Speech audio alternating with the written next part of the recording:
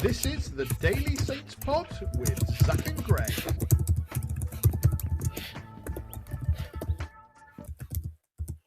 Hello and welcome back to the Daily Saints Pod. My name is Greg, and as always today joined by my good friend, wonderful co-host, Zach. And mate, we won a game. We did win a game after it just felt like it was never going to happen again. I'm not going to lie. It hasn't resolved all our problems. It hasn't solved everything, but it definitely is a better way to go into the South Coast Derby than it could have been, right? I think absolutely. There was a bit of a reaction tonight. It wasn't the prettiest of games at all by any stretch of the imagination. I have absolutely no idea where 6 minutes of added time came from. Oh, it's a joke. I mean, the referee for the entire game was an absolute disgrace. Yeah, luckily, not that you have strong opinions about it, but luckily, like Sheffield United's finishing was as poor as ours has been. But yeah, I can't really complain. Like, we won a game. It was a tough game to win.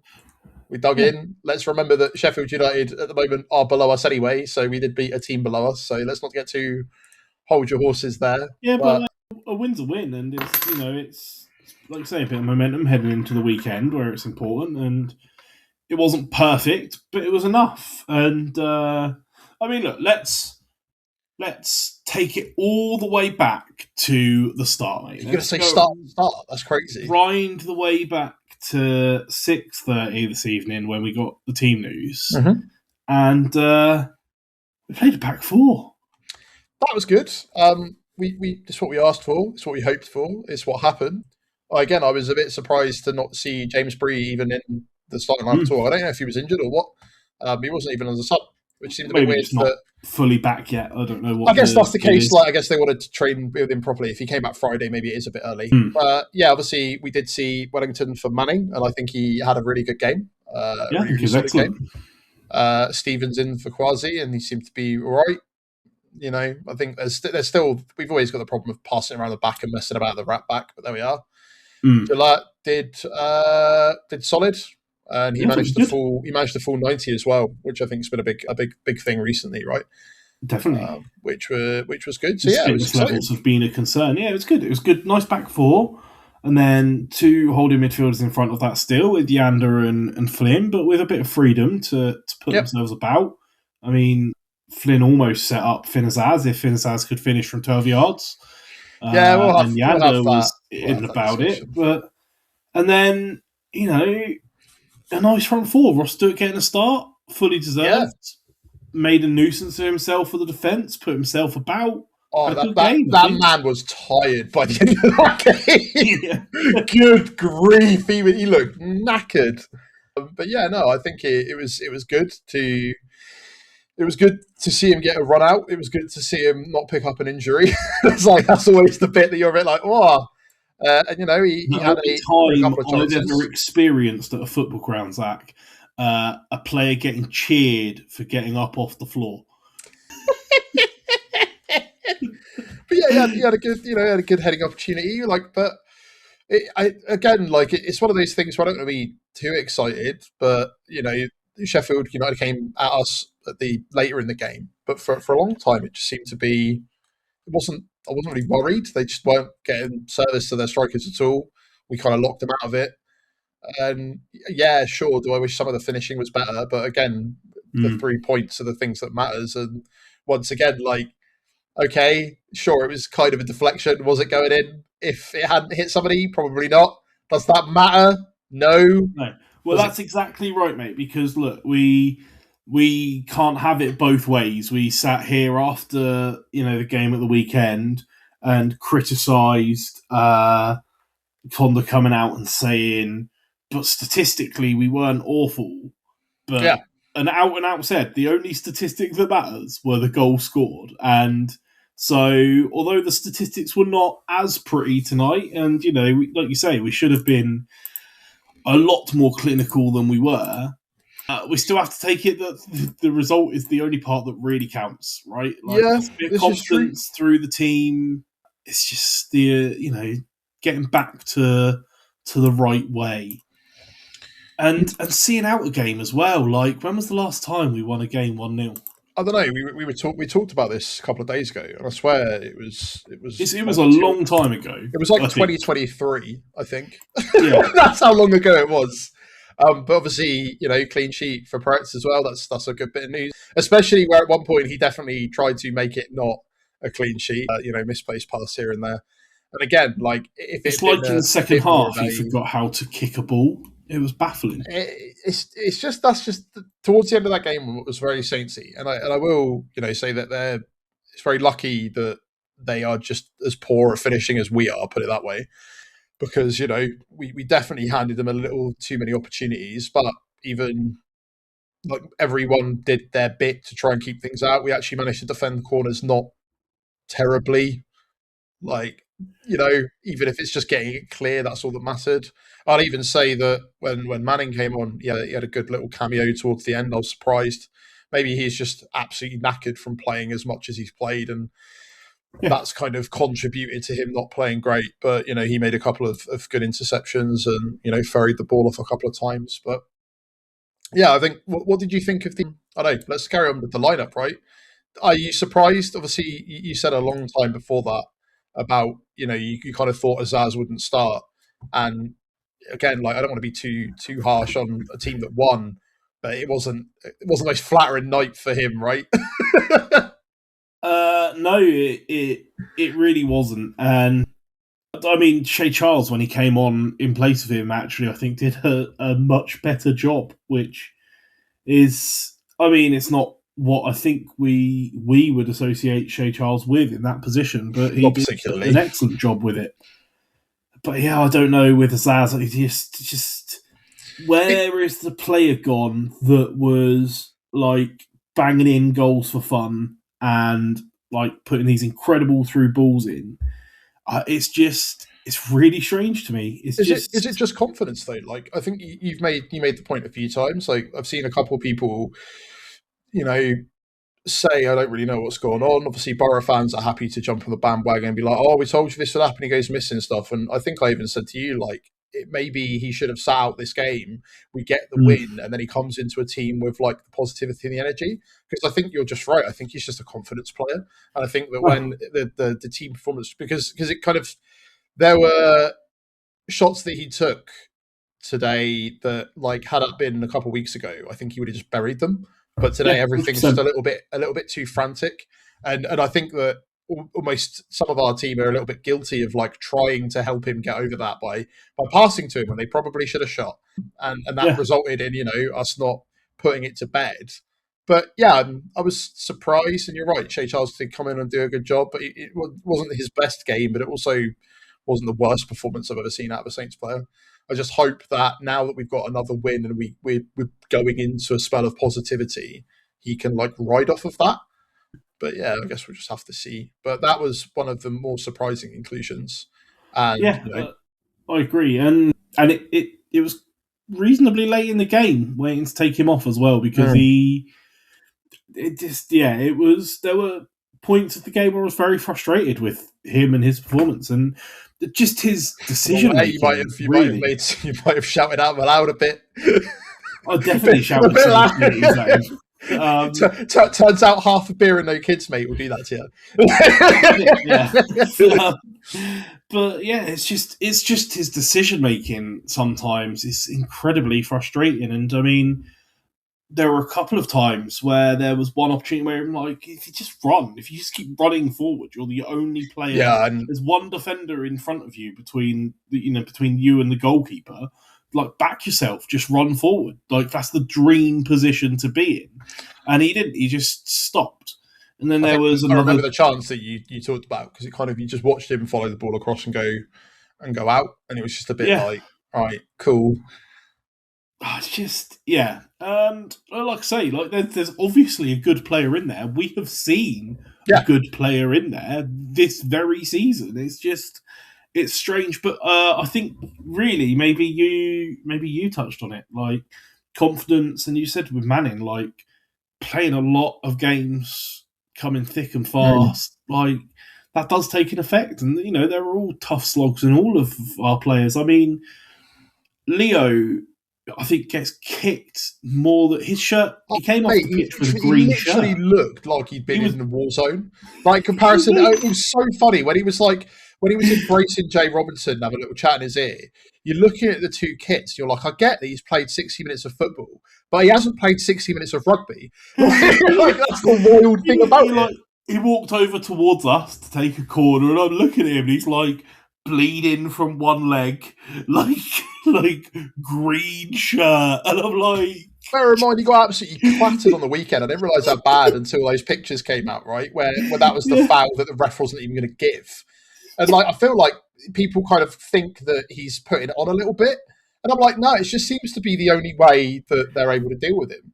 Right? I think he's got like 4 goals and 4 assists now. Like he's just. I mean, that shows because I managed to, just before recording, I managed to watch back the highlights that they put out.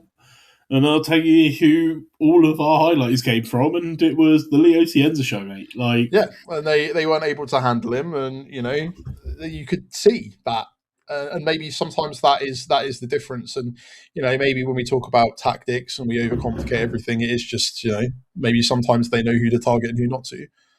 I don't know. They didn't really seem to change things up until quite late in the game, and then they kind of could smell blood in the water. But that's the important thing about having someone like Ross Stewart or an Adam Armstrong in full confidence mode, which he hasn't been up to this point. And why Ross Stewart was so effective today is because when you've got Cienza on the pitch and you've got Fellows on the pitch, and Ross Stewart, who can not only hold the ball up, but can get on the end of a ball and just be a threat and a menace. And not just a threat from holding the ball up, but if he's in the box and any of those players whip across into him, he is a danger man. He is likely to get on the end of it and score. And once you've got those, even, you've got Azaz on the pitch, even if you exclude Azaz from that, you can't double up on all 3 of those attacking options. And so you find the space. And then, so sometimes it's Leo finding the space to cut in and have a shot.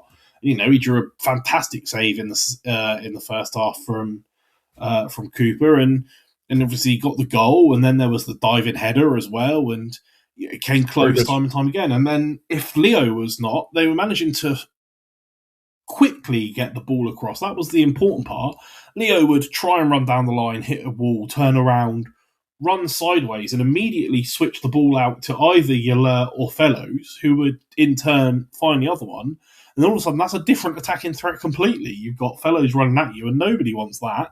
I noticed that he was more keen today than I've seen him before to cut inside and try to shoot. And maybe with those attempts demonstrated why more often he goes down the wing to cross was probably fair to say. But still, 1-on-1 with the ball, running at a fullback, you fancy him every time. So it's just having all of those options available on the pitch is what creates the space and creates those chances. And we gained that by taking a centre-back off, right? Like, that's how we were able to push Fellows actually up to a proper wing position instead of a wing-back position and play with that attacking threat in mind. Yeah. So it's not to toot our horn a little bit too much, though, because, again, like, we made it difficult. The second half, again, even you were like, I just don't understand, right? We never very Tonda second half. Yeah. And it kind of like, the ball kind of got up there. And how do you feel about the substitutions? Obviously, we've touched on them a little bit, but what's your opinion? They right? Would you have brought on anybody else? Why did we not see Archer, etc.? Yeah, no, I think the substitutions are fine. Obviously, Leo and Stewart, at the points they got taken off, they had to come off. They were absolutely dead on their feet. They had run their race for the day, and you know what? That's fine. Leo, like I say, gets kicked more than any player ever, like more than Jack Grealish used to for Aston Villa. I think just every time someone kicks him.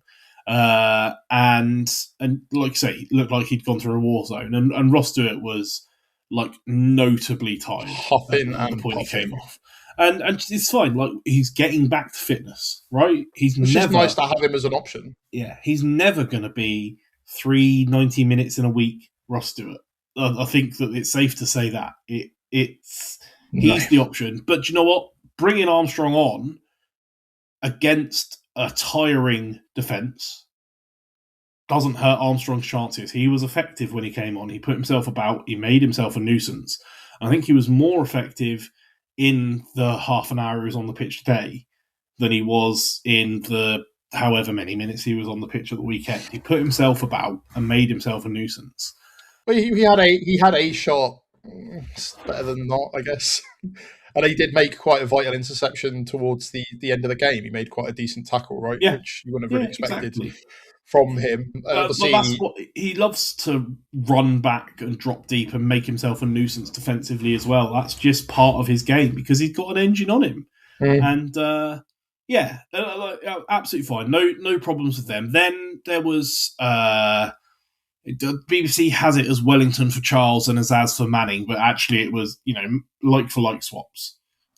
Manning came on at left back for Wellington, and like I say, Charles came on in that number 10 role, that slightly more progressive midfield role.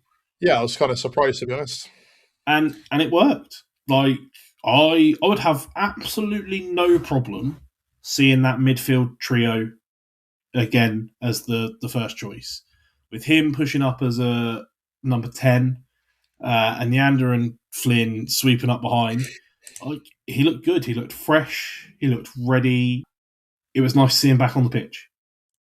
And then, Fellows for Wood in the 92nd minute. I mean, that was a textbook waste some more time here, making the substitution and get an extra defender on the pitch because the pressure's a bit tight with, just stoppage time remaining.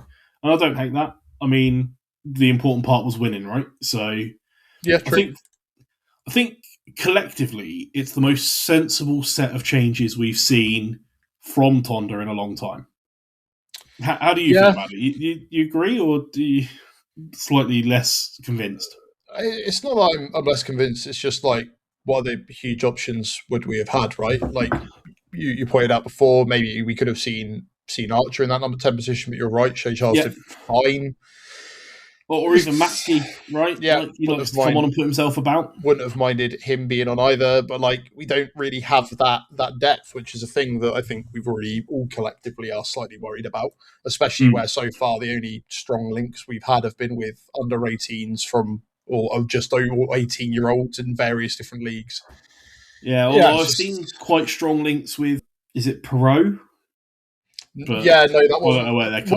What actually was is that apparently multiple championship teams have gone in for him this season, because obviously he's not getting the game time at Leeds, and basically he was like, I don't know if I want to step back down into the championship. So it's one of those, in my opinion, nothing burgers where like, we are one of the teams. It shows you that we have looked for a quality striker, right? He was linked with us before I think he moved to Leeds, right? If I remember rightly, because he came from Swansea, because he was a Russell Martin boy. So I'm not really like surprised, if we are supposedly not looking for a striker, we're supposedly looking for something that fits. It shows you they have inquired and tried to get a proven championship goal scorer, right? They did also try to do the same with Ings. It's just that, I'm kind of glad that didn't work out, because looking at him playing for Sheffield United, it's not the player that got an interesting reception from the Northern Wall. Let's put it that way. he's not the player he ever was when he was for us, right? I don't think his career ever quite recovered after leaving us, to be honest. But obviously Bamford at the end probably had the best chance and kind of fluffed it a little bit. I will say that's a fantastic save from Peretz. Good save. Yeah, really good save. Because you could see it, right? Because you being at Northern, you were like, you asked me, like, was that good or was it not? Because you could see it.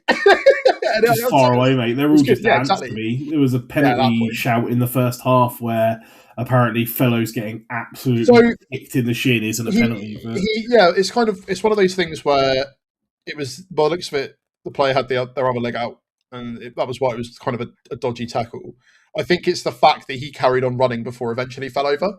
And the pundits were basically saying on Sky Sports, like, oh yeah, it would be, if he'd gone down, he probably would have had that given. But I hate that. That is maybe my most hated phrase in football. Yeah, for if sure. It's a penalty. It's a penalty. Like, but if he's kicked him, it's a penalty. My opinion on it is this, right? Maybe it went to VAR if it was the Premier League. Maybe we'd have got the penalty. Do I want that to be a world that I live in? No. Not even a little bit. Would I even feel that way if we lost? No. Would I be annoyed that maybe we should have had a penalty? Yes. That is what it is, right? Like, there was a lot about that game when it comes to throw-ins that were definitely ours and throw-ins that were probably definitely Sheffield United. From the first minute when the lino actually didn't manage to keep up with play to see the ball go out of play for a goal kick and played on, baffling. Yeah, just the basics of refereeing not seen through properly tonight. But, maybe VAR, innit? Maybe if he went down, it was given as a penalty. Maybe not. Yeah. I am not going to lose sleep over it, and I would much prefer that to be the outcome than us having VAR. I'd even say the same as much as I was mad about that handball in the Norwich game, right? I was still glad we didn't have to worry about VAR and sit there for 15 minutes. And we had a ridiculously large amount of added time added on anyway. I don't know where they plucked 6 minutes from. Obviously, it made it a very sainty ending, and that was when a couple of the big chances came in. Mate, because every other game when we're chasing a goal and they add 6 minutes on when it should have been 8, and then they time waste for 3 of those 6 minutes, and then they blow the whistle bang on 96 minutes. This referee seemed quite happy to try and play on for the rest of eternity. Yeah, it was definitely 96 minutes. I think it was 45 it ended. But that was where you do have to give Tonda some credit, as he did do his tactical bringing Nathan Wood on for Tom Fellows. Yeah. And that was, we tried to do a little bit of that. Not enough. Peretz needs to learn that. Rather just consistently giving it back to him. I want to loop back to Peretz, actually, because despite some questionable distribution in the second half. I really like him as a goalkeeper. I think he brings a lot to the table that Baz lacked. And I don't know specifically, I'm not a goalkeeper expert. I don't want to talk specifically about shot stopping and whether Baz should have saved certain things. But there are characteristics and mannerisms in Peretz that are instantly noticeable. In his vocals are evident. He's quite happy to run up and not shout at the defenders in an aggressive way, but provide, instant feedback and quite clearly communicate to them what he's expecting. And his command of the box specifically from set pieces and crosses is something that was notably lacking from Bazunu's game. I think he brings. In Baz's defence, I think that expecting so much from a young goalkeeper is probably part of the problem anyway.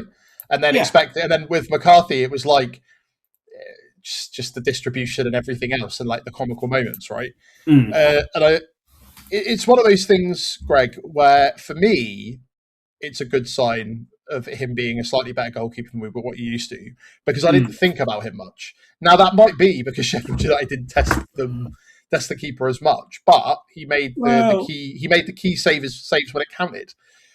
I just didn't have to think about that being a problem. It's not like we went into this game like we've had to the last couple of months and be like, so the goalkeeper situation. It was just kind of it was evident to me very early on, in fact, from the first corner of the game, because he went out and caught it straight away. Just set the tone there and then. It's not going to be an easy night in the box for anyone. I'm going to come out and claim this. And that's important. The command of the box is an important part of the game. And it's probably, as a not goalkeeping expert, where I can't, I said about Bazunu a lot. I don't know if he should have done slightly better with that. It's not clear cut. But one thing I would have always said is that he needed to command his box better, and we see a lot of that. Needs to work on his passing. That's the criticism, but it's fine. Percentage of his accuracy apparently tonight was 43.2. Frankly, by the way, that is. I'm surprised it's as high as that, because it went into touch quite often. And then there was one hairy moment in the first half where he tried his best to do something Saintsy. But we survived it regardless, and that's the important thing, right? Like there are criticisms, there are positives, there are negatives, but at the end of the day, it was enough. So that's good.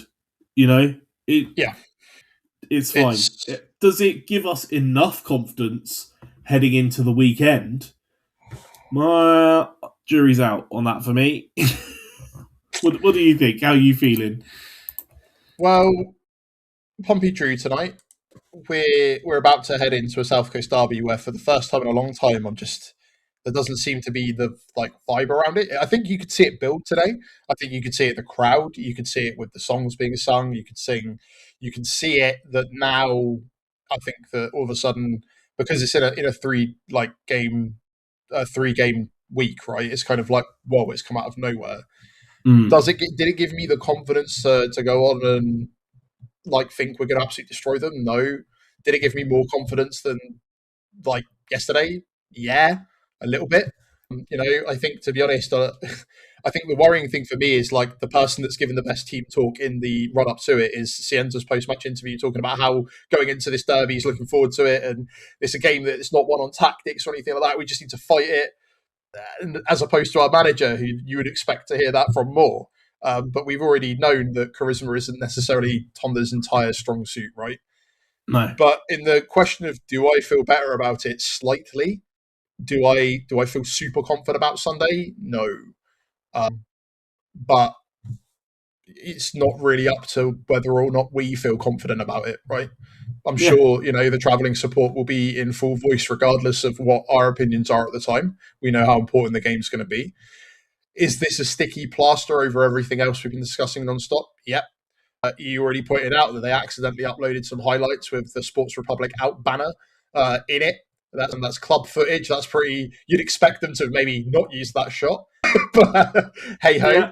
Yeah. Look, when these things come out as quick after kickoff as they do, I guess mistakes like that can. It's not even a mistake. It's a sentiment that's being felt, but it was nice to enjoy a midweek Saints win, that we were able to, have this conversation at 11:30 at night and not be absolutely emotionally ruined. I do not feel like I wasted my evening. Excellent. I feel bad for both your kids that couldn't be bothered to go and now missed out on probably their first win in a hot minute. They've got a long day tomorrow. I'll let them off on this occasion. It's fine. They've both got football training to be ready for tomorrow. So the last thing I would like to mention before we wrap up completely, I want to circle back because it would be remiss of me not to mention Jack Stevens coming back into the team tonight, right? And I've just seen a post from Saints Extra about whether we're better with or without him, and the numbers that may or may not back that up. And I think that, if I'm honest, when I saw the team sheet, I was like, oh, good, back four. Or I do have a concern that the partnership of Stevens and Harwood Bellis is the same partnership that shipped 453,000 goals in the Premier League. But they were both good tonight. Harwood Bellis looked solid, won more balls than he didn't, for sure. Stevens was also really good, had some good moments. Yeah, our win percentage with him in the starting 11 is a shockingly low 37.5%. But without him in the starting lineup, it's an even worse 25%. So, yeah, that kind of, to me, fits the theme that I'm taking from the entire show, Zach, which is, it wasn't great, but it was better. It wasn't great. It was better. Hopefully it's enough for them to get it over the line Sunday. Yeah. If not, I don't know. I don't know. Let's not think about that. Let's try and go into the mindset that, we did all right. I'll tell you what, mate, we can have a wonderful time thinking about and talking about that tomorrow on our preview episode.